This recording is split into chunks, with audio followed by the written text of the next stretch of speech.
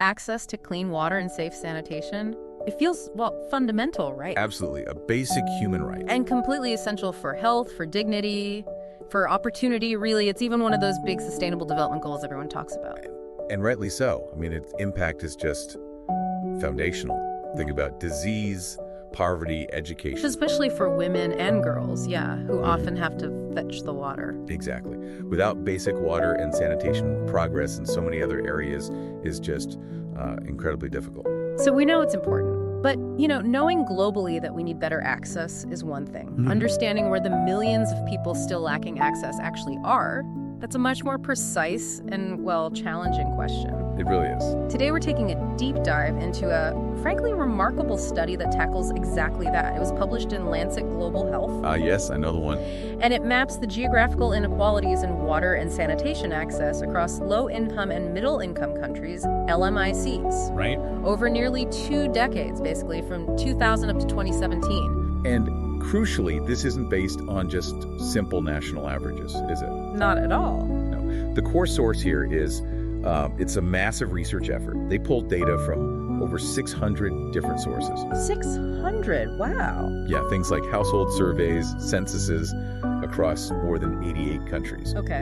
And their goal was to get down to the second administrative level, think districts or maybe subregions in some places. Right, so much more local. Exactly. To see access at a much higher resolution than we've really had before for this many places all at once. So our mission in this deep dive is to unpack what this incredible level of detail actually reveals. We want to go beyond those headline numbers, beyond the overall progress, to understand where the real wins happen, where the huge persistent gaps remain hidden. And what that means for health. And critically, what this means for the health of vulnerable populations, especially, young children. It's about identifying who's being left behind and where. So that resources can actually get to where they're needed most. Precisely. More targeted efforts. And to get this higher picture, the study had to use standardized definitions, right? Yeah, they followed the WHO-UNICEF Joint Monitoring Program framework, the JMP. Okay, so for water, they looked at categories like piped water on or off the premises. Right, then other improved sources like protected wells, that kind of thing. And then unimproved sources, and finally surface water, like rivers or lakes. And for sanitation, was it similar? Very similar. They categorized it starting with sewer or septic connections, the safest. Okay. Then other improved facility, like certain types of latrines. Then unimproved facilities. And finally, open defecation. And these categories cover everyone, right? Mutually exclusive. Exactly. Mutually exclusive and collectively exhaustive. Everyone fits into one category, which is key if you want to track progress comprehensively. So let's start with the big picture then. From 2000 to 2017, across all these LMICs, were things moving in the right direction overall? Was there progress? Absolutely. And that's, the good news to start with. Nationally, there was significant progress. Access to piped water. The safest level, it increased from around 40% to just over 50%. So a decent jump. Yeah. And all improved water sources combined went from about 82, 83% up to 87%. Okay. And sanitation. Similar story. Sewer or septic connections jumped from under 30% to over 46%. Wow, quite a big leap there. It is. And overall improved sanitation rose from 60% to nearly 76%. So yes, the overall trend, looking nationally, was definitely positive. Okay, but let's unpack this. Because you said nationally, and while those numbers sound encouraging, this study's high-resolution data must reveal a much more complex story underneath. That's exactly it. This is where it gets really interesting and, frankly, quite sobering. Right. The big takeaway from getting down to that local level is just how vast and persistent the geographical inequalities are within these countries. So the national average hides a lot. It can be incredibly misleading. It hides huge disparities between regions, between urban and rural areas, or sometimes even just between neighboring districts. And the study gives some really striking examples of this, doesn't it? Where you might hear a city has, say, really high access, over 80 or 90%. Wow. And you'd think, okay, problem solved there. But this data shows something else. It shows that even in those high percentage areas, a massive, absolute number of people can still be completely left behind. That feels like a critical insight. It's one of the most important things this study highlights, I think. Percentages are relative, right? But the actual number of people without access is what matters for planning for health impact. So give us an example. Okay, take Harare, Zimbabwe. In 2017, the study found 88.6% access to sewer or septic. Sounds great, right? Yeah, nearly 90%. But in absolute terms, that still meant over 253,000 people in that one city were without those basic facilities. 250,000 people. Wow. Or Casablanca, Morocco, 90.5% piped water access. Still, that left nearly 400,000 people without it. Good grief. So what does this all mean then? We can't just look at the percentages, even local ones. Exactly. We have to look at the sheer number of people still lacking access, particularly in densely populated areas, to really grasp the scale of the challenge. Percentages alone don't tell the full story. Okay. And the study actually mapped these internal geographical disparities across countries. It looked at the gap between the best and worst off areas. And what did that show over time? Did the gaps shrink? Well, yes and no. Inequality did decrease in many places between 2000 and 2017. For improved water, that happened in about 3/4 of the countries. Okay, that's positive. And for improved sanitation in over half the countries. But the subnational gaps remain significant in most countries by 2017. So even as things got better overall for many, the difference in access between communities within the same country often stayed huge. Yes, exactly. And the data revealed this played out differently in different places. How so? Well, in some countries, like Ethiopia for improved water, the areas starting with the lowest access actually saw the biggest improvements. So that helped narrow the gap with the better off areas. Okay, the bottom caught up a bit. Right. But in others, like Mozambique, again for improved water, the areas that already had the highest access improved dramatically, while the lowest access areas saw very little change. So the gap actually widened over those 17 years. Ah, I see. So that's key for understanding how inequality persists. Sometimes it's because the bottom just isn't rising fast enough, even if the top is soaring. Precisely. And the study specifically called out countries like Chad, Libya, and Togo as having particularly high levels of this internal inequality, especially for improved sanitation back in 2017. Despite these persistent gaps, though, the study did find some positive movement, right? Especially for areas starting from the very, very bottom, like places with widespread open defecation. Yes, that's a crucial positive finding. They looked specifically at administrative units where over 60% of the population practiced open defecation back in 2000. Okay. Out of about 1830 such areas, a really remarkable 686 had transitioned, so that by 2017, over 60% were using improved sanitation. That's a huge shift for those communities. It really is. And, even transitions to just unimproved facilities like a basic latrine that still represents a step up from open defecation or using surface water, it brings some benefits, even if the health gains aren't as large as with improved facilities. And that brings us straight to the critical health connection, doesn't it?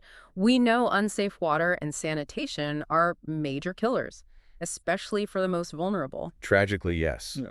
They remain leading risk factors for diarrheal deaths in children younger than 5. Do we have numbers on that? We do, from the study's analysis linked to health data. In 2017 alone, they estimated over 143,000 under 5 deaths in sub-Saharan Africa were attributable to unsafe water. Over 143,000. Just from water. And over 182,000 deaths in the same age group, same region, attributed to unsafe sanitation. Devastating numbers. It just underscores the human cost of lacking access. Absolutely. But on the flip side, the progress that was made, it did avert some of those deaths, presumably. It did. The study estimated that the increased access to safe water, so focusing on the better end of the scale, averted over 18,100 child deaths in sub-Saharan Africa in 2017. Okay. And safe sanitation averted over 10,100 deaths in the region that year. So it quantifies the life-saving impact of these interventions when they happen. That's important. But I recall the data also showed some complexities, like progress didn't always translate directly into fewer deaths everywhere. That's a really important nuance, yes. In some regions, other factors might have complicated the picture. Things like conflict or instability could disrupt access, Right. potentially even leading to decreases in the safest piped water use in some areas. The study mentioned northeastern Nigeria as an example where this might have happened. Okay. And it's also worth remembering the study focused primarily on the type of facility people had access to. Not necessarily say the quality of the water coming out of the pipe. Exactly. Or whether child feces were disposed of safely, which is another critical factor in diarrheal disease. So while this data gives us a huge piece of the puzzle about access, it's not the entire picture of all the factors influencing child deaths. Understood. So, stepping back, why does this ultra-detailed local-level data matters so much? For you listening, whether you're involved in global health, policy, or just concerned about these issues. Well, because it moves us towards something people are calling precision public health. Precision public health. Okay, what does that mean in practice? It means instead of, say, guessing based on national averages or rolling out kind of one-size-fits-all programs, Yeah. this granular data allows decision makers, aid organizations, governments to see exactly where the needs are greatest, which specific districts or communities are being left behind. So you can target resources much more effectively. Precisely. Target resources, tailor interventions to reach those who are furthest from access instead of spreading efforts too thinly or missing the mark. And conversely, I suppose, you can also identify the success stories using this data. Exactly. The study highlights specific areas, like Svepao district in Cambodia, which made huge strides in piped water access, or Bagmati zone in Nepal for sewer and septic improvements. So you can learn from them. Yes. Yeah. By identifying these exemplar communities, places that achieved significant progress, maybe even starting from a very low baseline, researchers and practitioners can study how they did it, what strategies worked there, were there specific policies, community engagement methods, and then you can ask, can those lessons be adapted and applied elsewhere in similar contexts? It provides potential models for overcoming those barriers. Of course, even a study this comprehensive, this detailed, has limitations, right? Which the authors themselves point out. They do, and it's important to acknowledge them. They note that their analysis relies on the definition of improved facilities. That's not quite the same as the ultimate SDG target of safely managed services. Right. Safely managed includes more factors. Yes, things like water quality being consistently safe, water being available when needed, and wastewater being treated. So this study is maybe a best-case scenario view based on facility type. Okay. There are also always data limitations with this kind of work, gaps in some areas or years. And the analysis didn't fully capture all the external factors, things like climate change impacts on water sources, conflict, or the underlying socioeconomic inequalities that often drive lack of access in the first place. And they also stress that achieving universal access isn't a one-size-fits-all thing. Definitely not. It will require highly tailored approaches. What works in a dense urban slum might be very different from what's needed in a remote rural area. Different geographical challenges need different solutions, and there needs to be a real focus on specifically reaching the most marginalized groups and areas. Okay, so let's bring this deep dive back together. This study paints a picture, really, of significant overall progress in water and sanitation access across these low and middle income countries between 2000 and 2017. Yes, millions more people gained access to improved facilities. And that had a tangible, positive impact on child health, averting thousands of deaths. But, and it's a big but, this high-resolution data just starkly unearths these persistent, deep-seated geographical inequalities within the countries. Progress was incredibly uneven. Yeah. And large, absolute numbers of people, hundreds of thousands in some single cities even, remain without basic access, often concentrated in specific identifiable communities. So what does this all mean? I think the bottom line is that while celebrating national progress is fine, achieving that goal of universal, equitable access by 2030, well, it's going to demand a much more targeted approach. Looking beyond the averages. Exactly. Using this kind of granular data to Yeah. find the communities that are being missed, understand why they're being missed, and then deliver tailored solutions right where they're needed most. No more just painting with a broad brush. There was one other point the study raised that struck me about the journey towards universal access. It's not always about jumping straight to the top rung of the ladder. Right. While the biggest health gains definitely come from reaching the safest facilities, piped water, sewer, or septic connections, even moving from, say, open defecation or relying on surface water to just an unimproved facility like a simple pit latrine can offer really significant quality of life benefits. Like saving time. Exactly. Saving time that would otherwise be spent collecting water, often hours a day, and that's time usually taken from women and girls. Who could be in school or earning an income instead. Precisely. So it raises this important question, I think, for everyone working in this space. As the world focuses, quite correctly, on the highest standard of safely managed services as the ultimate goal, Right, the SDG target. how do we make sure that those crucial intermediate steps up the sanitation and water ladder aren't forgotten or neglected?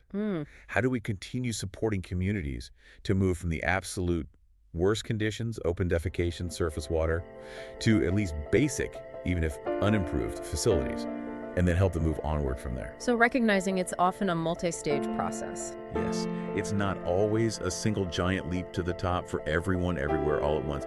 We need to support progress at every step of that ladder, especially for those starting at the very bottom. It's a complex challenge, needing multiple types of solutions running in parallel.